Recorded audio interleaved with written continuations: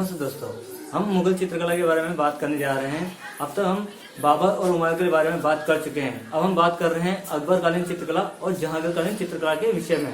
अकबरकालीन चित्रकला के बारे में जानकारी हमें आईने अकबरी पुस्तक से मिलती है, जो लिखी गई थी अबुल फजल के द्वारा। आईने अकबरी,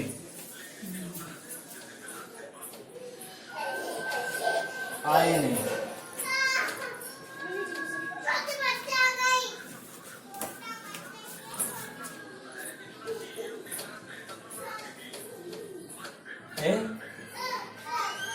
अकबरी, ये पुस्तक थी जो लिखी गई थी अबुल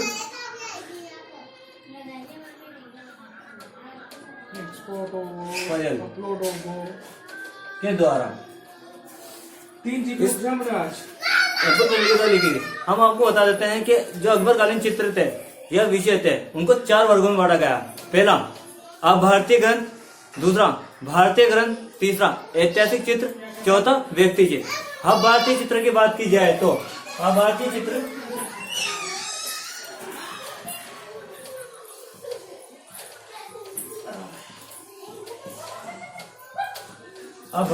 ग्रंथ में बात आती है दास्तान-ए अमीर हमजा। दास्तान-ए अमीर हमजा, इसे हमजा नामा भी कहा जाता है। दास्तान-ए अमीर हमजा ये अभारतीय चित्र ग्रंथ है। इसके अंदर अमीर हमजा की यात्रा से संबंधित चित्रों को अमीर हमजा जो थे उनकी यात्रा संबंधित चित्रों को उकेरा गया है।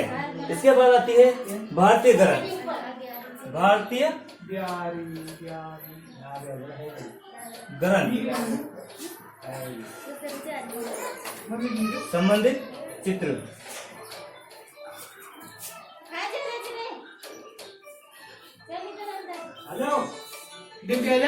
जिसके अंदर रामायण महाभारत संबंधित चित्रों के बारे में हमें जानकारी मिलती है।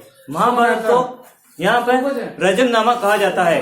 मुगलकालीन चित्रकला में अगर बात की जाए कि रजमनामा किसे कहा गया है, तो महाभारत के जो चित्र, महाभारत संबंधित चित्र बनाए गए हैं उसे रजमनामा कहा गया। क्या कहा गया? महाभारत संबंधित चित्र, महाभारत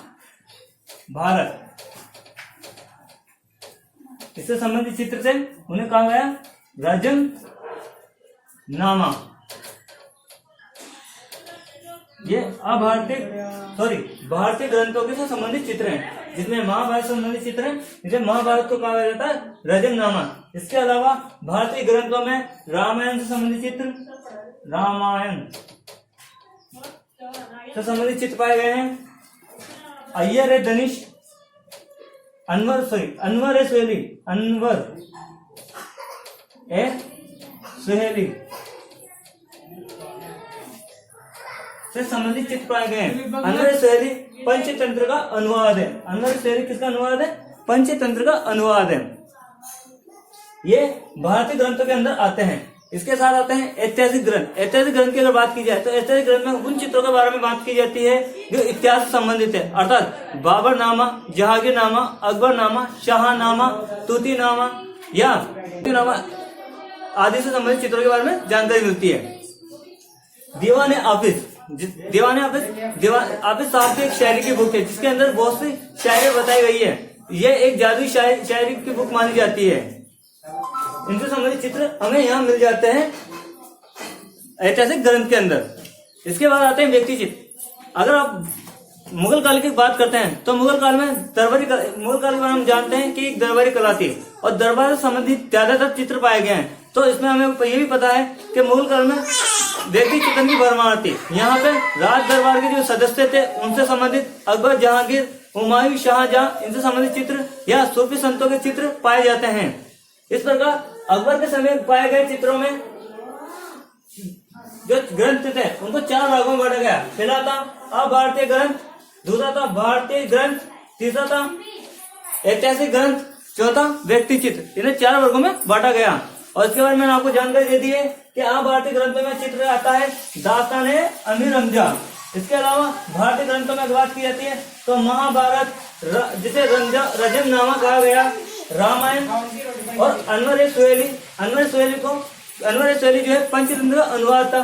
तो इन ग्रंथों को भारतीय ग्रंथों में बांटा जाता है। इसके अलावा हमने आपको बताया कि ऐतिहासिक ग्रंथ से संबंधित चित्र पाए गए। ऐतिहासिक ग्रंथ और चित्रों में कौन कौन से आएंगे? बाबरनामा, अकबरनामा, जहांगीरनामा, शाहनामा ईरान के राजाओं का इतिहास से संबंधित चित्र थे। इसके बाद बात की जाती है इनके प्रमुख कलाकारों के कि अकबर काल में प्रमुख कलाकार कौन कौन हुए हैं। तो अकबर काल में बसावन है, बसावन के अतिरिक्त दसवंत और उसके अलावा जो हुमायूं काल में कलाकार चल रहे थे वो भी अकबर के काल में अकबर की चित्रशालाओं में कार्य कर रहे थे। जैसे कि मीर शहीद अली, अब्दुल सहमद सिराजी, अक्का रिजा, मनोहर, ये सभी कलाकार अकबर की चित्रशाला में कार्य कर रहे थे। ऐसा कहा जाता है कि अकबर के समय की चित्रशालाएं कार्यरत थी, उनमें कम से कम 100 से अधिक चित्रकार कार्य करते थे। यहाँ देश ही नहीं विदेशों से आकर कलाकार अपना सहयोग प्रदान करते थे। इसके अलावा इनके विषय की बात हम कर चुके हैं। अब हम बात करने जा रहे हैं जहांगीरनामा चित्रों के बारे में या जहांगीर से संबंधित चित्र। अगर जहांगीर से संबंधित चित्रों की बात की जाए तो इनमें प्रमुख विषय आते हैं पशु पक्षी, प्रगति प्रेम, व्यक्ति चित्र आदि। ऐसा कहा जाता है कि इनायत खान नामक एक व्यक्ति था जो मरणावस्था में था। उसे जहांगीर ने जब देखा तो उसका उसी अवस्था में चित्रण करवाया। इसी प्रकार प्रगति प्रेम या पशु प्रेम की अगर बात की जाए तो एक हाथी को जब जहांगीर ने तालाब में जाते हुए देखा पानी पीने के लिए या नहाने के, तो वो उसको उस पर दया आ गई क्योंकि उस समय पानी बहुत ठंडा था। तो उसने क्या करा, उस पानी को, तालाब के पूरे पानी को गर्म कराया और हाथी को नहाने के लिए व्यवस्था करी। इस प्रकार हमें पता चलता है कि जहांगीर पशु प्रेम से प्रभावित था। उसने एक मनसा राम ईरान का भी चित्रण करवाया है। इसके अतिरिक्त विषय के अलावा वो नूरजहां से प्रेम करता था और नूरजहां के प्रेम में उसने फूलों को चित्रित कराया। उन्होंने विभिन्न प्रकार के फूलों का चित्रण कराया। इस चित्रण में अगर हम बात करते हैं तो मनोहर नामक कलाकार के बारे में हमने आपसे बात की है। यह कलाकार मनोहर जो था वो पुष्पी चित्रण में माहिर था। इसके अलावा बात आती है अक्का रिजा, अब्बुल हसन और मंसूर की। अब अक्का रिजा, अब्बुल हसन ये दोनों बाप बेटा थे। अक्का रिजा का पुत्र था अब्बुल हसन। अब्बुल हसन जो था वो जहांगीर का सबसे प्रिय कलाकार था।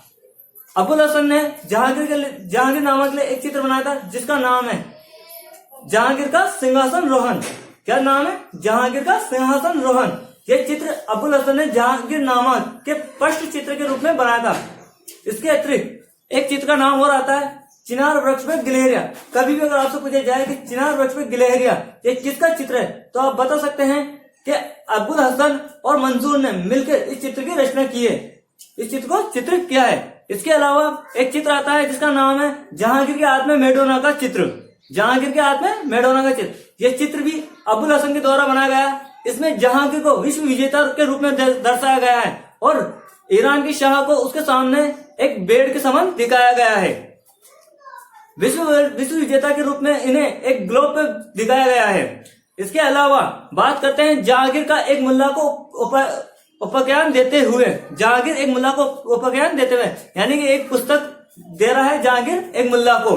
इस पुस्तक के अनुसार इस पुस्तक का जो चित्र बनाया था ये जो चित्र बनाया गया था वो बनाया गया था विचित्र नामक कलाकार के द्वारा। किसके द्वारा बनाया गया था? विचित्र नामक कलाकार के द्वारा बनाया गया था। तो इस प्रकार हम अगर बात करते हैं कि प्रमुख चित्रों में कौन कौन से चित्र है तो मैं आपको बता चुका हूं। इसके साथ एक जानकारी और आपको देता हूं। मंसूर था वो पक्षी चित्रण में माहिर था। उसने टार्की कोक, चकोर, बाज आदि का चित्रण किया है। बाज का चित्र जो है बहुत फेमस चित्र है इस जहांगीर काल का। इस प्रकार हमने बात करी अकबर कालीन चित्रकला के बारे में और जहांगीर कालीन चित्रकला के बारे में। जहांगीर कालीन चित्रकला के बारे में मैंने पहले आपको विषय बताया जिसमें पशु पक्षी प्राकृतिक प्रेम से संबंधित चित्र बनाए गए जहांगीर के द्वारा। उसके अतिरिक्त प्रमुख कलाकारों के बारे में मैंने आपको जानकारी दी जिसमें अक्का रिजा, अब्बुल हसन, मनोहर, मंसूर आदि कलाकारों ने इसमें कार्य किया है। इसके अलावा कुछ महिला चित्रकार भी जहांगीर के काल में कार्यरत थी जिसमें नाम आता है साहिबा बानो, नदीरा बानो, रुकमाई बानो का। एक चित्र मिलता है यहाँ पे हमें जहांगीर में जिसमें एक स्त्री दूसरी स्त्री की छवि चित्र दीवार पे टांग रही है। तो इस प्रकार आपको जहांगीर के बारे में जानकारी मिलती है। और हमें एक बात और बताना चाहता हूँ कि जहां मुगल काल में अगर किसी का स्वर्ण काल का संबंधित प्रश्न आता है कि मुगल काल में स्वर्ण काल किसका काल कहा जाता है, तो आप बता सकते हैं कि जहांगीर के काल को कला का स्वर्ण काल कहा गया है। मुगल काल में कला का स्वर्ण काल किसे कहा गया है? जहांगीर के काल को कहा गया है।